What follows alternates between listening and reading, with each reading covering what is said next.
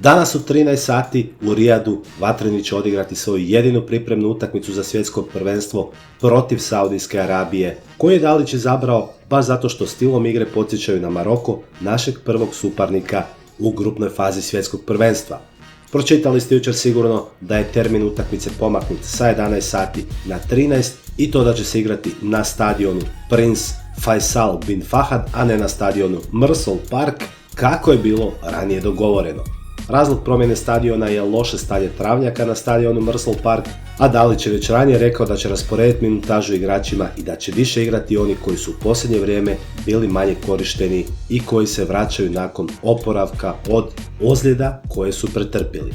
Jučer ujutro još nisam imao namjeru snimati ovaj video, prvo jer sam zaboravio, nešto sam skroz pomiješao u glavi da se igra u srijedu, a ne u utorak.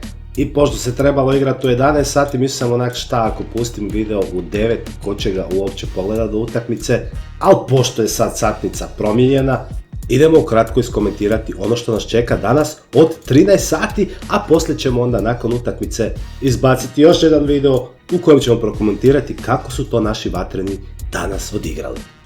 Razvalite jedan like na neviđeno prije nego krenemo pričati o protivniku kojeg ja nimalo ne poznajem, a vjerujem i velika većina vas, o protivniku koji po Transfermarktu vrijedi 25,2 milijuna eura. I spomenuli smo neki dan u jednom od videa da čak 13 igrača ove reprezentaciji dolazi iz jednog kluba, a on se zove Al Hilal Saudi FC. Znači nemaju niti jednog igrača da igra u Europi. Najvrijedniji igrač po Transfermarktu je Sultan Al Khanam, procijenjen je na 2,5 milijuna eura, ima 28 godina, a nikada nije igrao ne u Europi, nego bilo gdje drugdje osim u Saudijskoj Arabiji.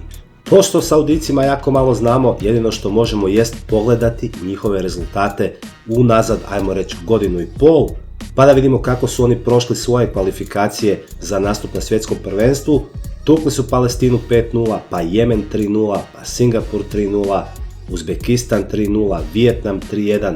U gostima su pobijedili Omana 1-0 i prvi značajniji rezultat, po mom mišljenju, ova domaća pobjeda protiv Japana 1:0 prije nešto više od godinu dana. Pa su pobijedili i Kinu, sa Australijom su odigrali neriješeno, što bi mogli reći da je drugi malo ozbiljniji protivnik. Pobijedili su Vijetnama u gostima, Omana kod kuće i onda su pisali jedini poraz u kvalifikacijama protiv Japana. U gostima s Kinom 1-1, pa su čak pobijedili i Australiju i tako su se sa prvog mjesta u svojoj grupi B kvalifikacija u Aziji plasirali na svjetsko prvenstvo sa 23 boda, jednim bodom ispred Japana i čak 8 bodova ispred Australije. Sve ono što je uslijedilo nakon tih kvalifikacija ne znam koliko možemo uzimati ozbiljno. Odigrali su do sada 8 pripremnih utakmica, ova s Hrvatskom bit će im 9, znači izgubili su od Kolumbije 1-0, od Venezuele 1-0, s Ekvadorom 0-0, s Amerikancima 0-0 također, tukli su Makedonce, neriješeno s Albanijom, pobjedili Island, neriješeno sa Panamom, što onako ne možemo znati koliko su ozbiljno sve ove reprezentacije koje su ipak barem jedan level više od onih s kojima su igrali u kvalifikacijama, koliko su oni ozbiljno ušli u te prijateljske susrete, ali moramo biti iskreni, ovo uopće ne izgleda loše za jednu Saudijsku Arabiju i mislim da bi danas ipak trebali imati respekta prema njima, jer po ovom svemu ne izgledaju baš bezazleno kako bi mi možda pomislili. Pa ja isto, šta Saudijska Arabija tamo negdje, nemaju ni jednog europskog igrača, šta oni igraju, međutim treba se spustiti na zemlju pošto mi nećemo istrčati u najjačem sastavu i ne miriši mi da će ovo biti baš lagana utakmica. O tome u kojem će oni sastavu nastupiti, da li će ići sa najjačih 11, pojma nemam, jer u medijima o tome baš ništa ne piše. Jučer sam rekao u videu, imam osjećaj kao da idemo na neki sprovod, a ne da nas od prve utakmice na svjetskom dijeli samo nekoliko dana, ali ono o čemu možemo popričati jest sastav za današnju utakmicu. Zato ćemo se prebaciti na tactical board i pokušat ćemo pogoditi što je Zlatko Dalić smislio za današnji susret. To neće biti nimalo lako, zato jer čuli smo već i jučer sam pročitao da će nekim igračima minutaža biti dozirana, da će Brozović odigrati otprilike 70-75 minuta, da će Luka Modrić vjerojatno odigrati pola sata ili jedno poluvrijeme, baš kao i Perišić, kojeg se neće previše forsirati. Čuli smo da je Livaja ozlijedio mišić lista, ako sam dobro zapamtio. Tako da ajmo mi krenuti nekim sustavom eliminacije. Mislim da je dosta logično očekivati da će Livaković biti u prvih 11, jer u prijateljskoj, pa nema veze što je prijateljska, ali mislim da se golmana ni u prijateljskoj ne smije mijenjati, već bi se trebalo ovo iskoristiti da dobije još malo više samopouzdanja.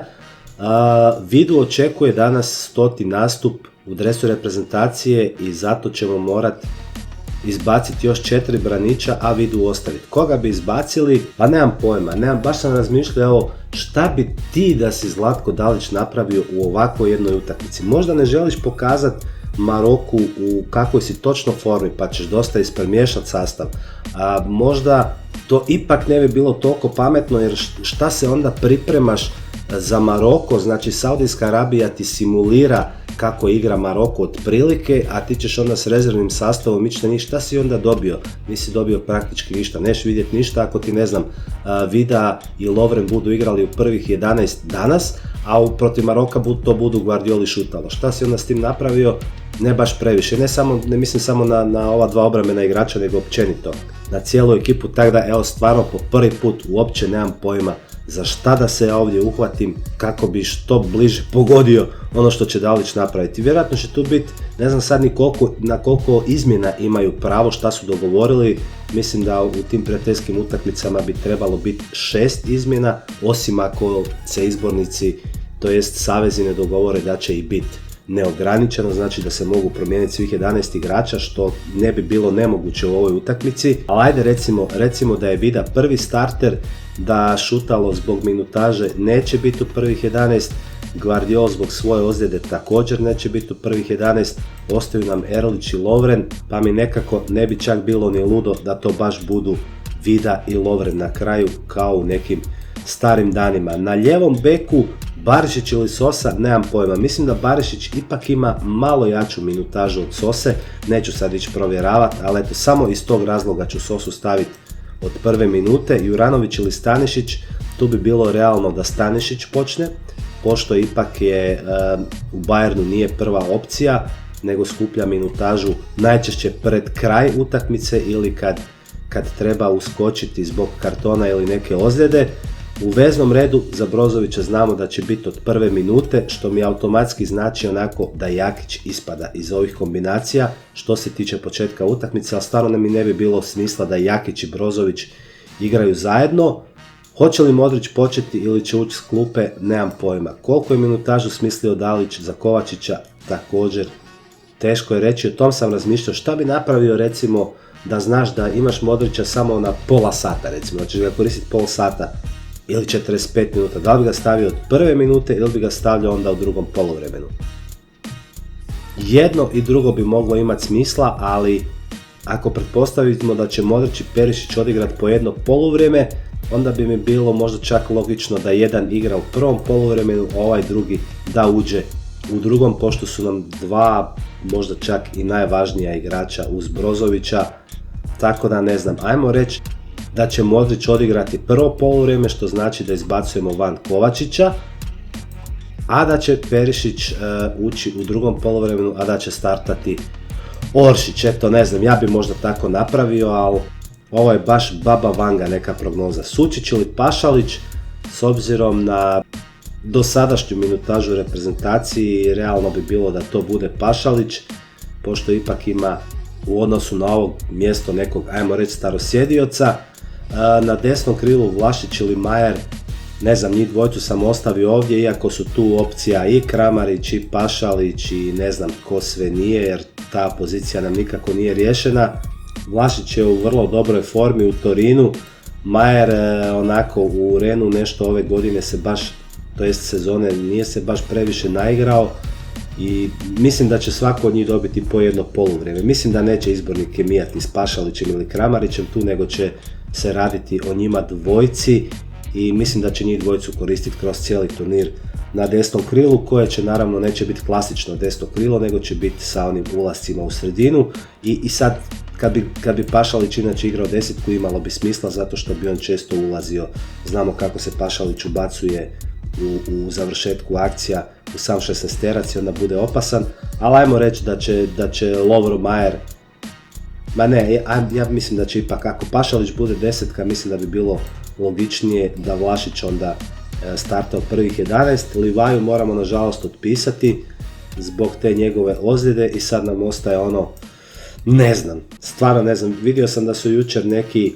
novinari ugurali u prvih 11 Budimira, ali opet kažem, ne znam koliko će ovo biti pokazatelj neki za utakmicu s Marokom, jer ako ti Saudijska Arabija njih simulira, onda bi trebalo bi sve izgledat nekako kao što će izgledat protiv Maroka, a s druge strane pošteđuješ igrače, pa najlogičnije mi je da zbog minutaže Kramarić isto bude vani, da ga se malo poštedi, onda nam ostaju samo Petković ili Budimir, koji će vjerojatno dobiti svako po jedno poluvrijeme, ovisit će naravno i o rezultatu. Nije nemoguće da Budimir starta u prvih 11, pa u drugom poluvremenu da uđe Petković, a ako budemo, ne daj Bože, gubili, da onda se pojavi i Kramarić umjesto jednog veznog ili obrambenog igrača, ali recimo da ćemo ostati na ovom, iako bi ja puno više volio vidjeti Petkovića u samom vrhu napada, ali ima i on dosta minutaža ove sezone, ko zna, možda će i njega čuvat.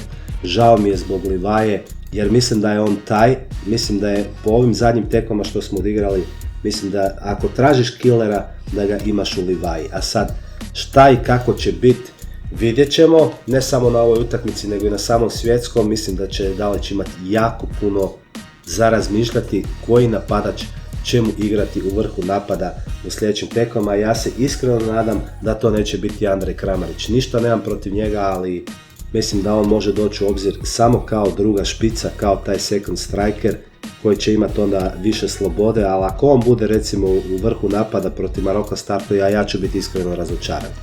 Tako da ekipa, uživajte mi danas u utakmici ako ćete moći gledati, znam da dosta vas ide i u škole, neki će raditi u to vrijeme, ali u svakom slučaju čujemo se nakon utakmice. Do tada, budite mi pozdravljeni, živce na Hosentregere i lijep pozdrav svima. Sudac, sviraj kraj! Ne sviraj sudac kraj, nakon ne zna dići sa sobom. Ovo nije prebacivanje, nego edukacija. Vi budite prijatelji, vi preuredite diskoteku, zatvorite kafić, razbite diskoteku, razbite hotel. Imamo, ja ćemo sve platiti.